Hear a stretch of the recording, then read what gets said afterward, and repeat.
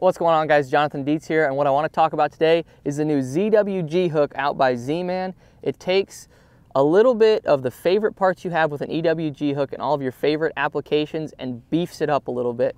What they've added is a couple simple modifications that really change your life to make it a whole lot easier.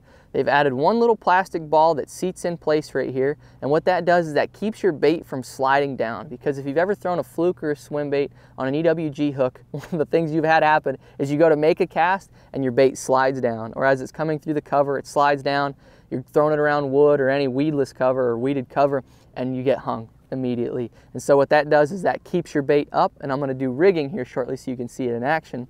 And then they've also added this little plastic pointed forward piece that keeps your bait from sliding down.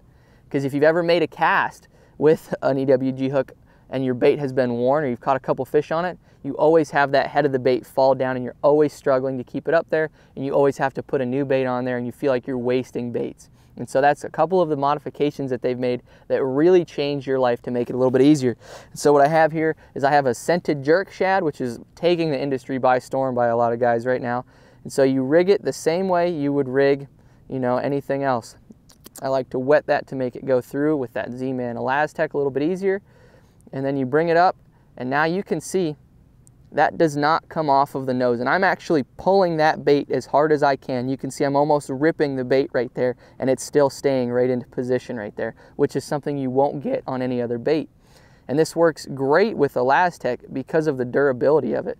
So now you can see I'm pushing down on that and it's still not coming through, and it still snaps right back into place.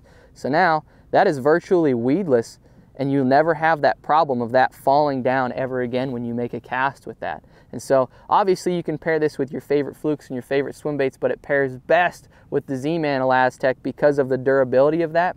But now you can fish one bait and get more of your money's worth out of it without ever having to change because of the worn bait.